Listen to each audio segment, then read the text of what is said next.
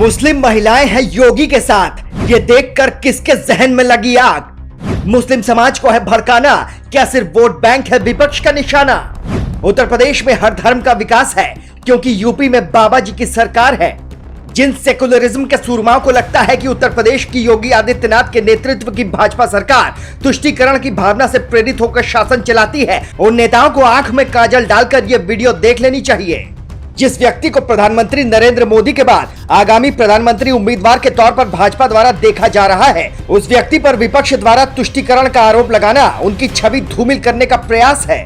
विपक्ष हमेशा इस बात को लेकर छाती पीटता है कि उत्तर प्रदेश में हिंदू मुस्लिम के बीच वैमनस्य पैदा करके एक वर्ग को फायदा पहुंचाने की कोशिश की जाती है। हालांकि इस बात में कितनी सत्यता है ये आप स्वयं के विवेक से समझ सकते हैं। हालांकि विपक्ष को इस बात पर भी ध्यान देना चाहिए कि 1947 में हमसे अलग हुआ पाकिस्तान इस्लामिक राष्ट्र होने की दुहाई देता है। वहां इस्लामिक और गैर इस्लामिक दोनों प्रकार के नागरिकों को गुर्बत में जिंदगी गुजारने पर मजबूर होना पड़ रहा है, जबकि भारत में जो अधिकतर एक को प्राप्त है वही अधिकार सभी को प्राप्त है।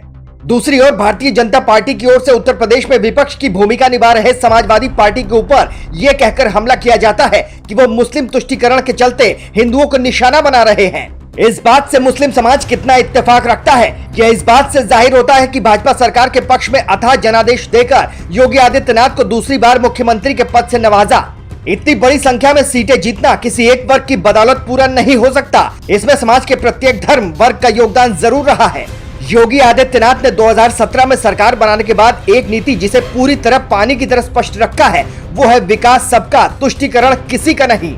ये नारा सिर्फ किताबी इसलिए नहीं है क्योंकि उत्तर प्रदेश सरकार द्वारा बनाई गई नीतियां और योजनाएं किसी धर्म विशेष के लोगों को ही लाभ नहीं पहुंचाती, बल्कि उत्तर प्रदेश की 22 करोड़ जनता के हित को ध्यान में रखकर योजनाएं जमीन पर उतारी जाती हैं। मुस्लिम समाज से जुड़ी किसी भी समस्या को उत्तर प्रदेश सरकार द्वारा इसलिए नहीं नकारा जाता क्योंकि ये राज धर्म के खिलाफ बात होगी।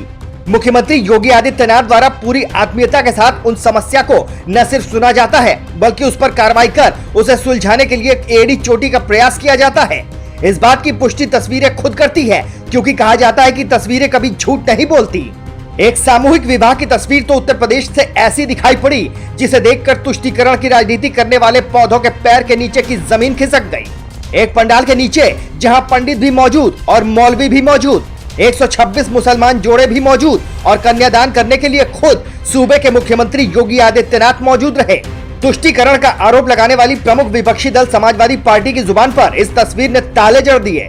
इस आयोजन के दौरान अपने संबोधन में योगी आदित्यनाथ ने 2017 से पहले की स्थिति को भयावह बताया और महिला सुरक्षा के विरोध में बताया, जबकि 2017 के बाद उनकी सरकार आने के बाद क्या क्या परिवर्तन हुए वो बताना भी योगी जी नहीं भूले। मुस्लिम महिलाओं को हित को ध्यान में रखते हुए नरेंद्र मोदी सरकार ने 3 तलाक कानून को खत्म किया, जिससे मुस्लिम महिलाओं के अंदर खुशी की लहर दौड़ पड़ी। उत्तर प्रदेश में इस फैसले को जमीन पर उतारने का श्रेय मुख्यमंत्री योगी आदित्यनाथ को जाता है।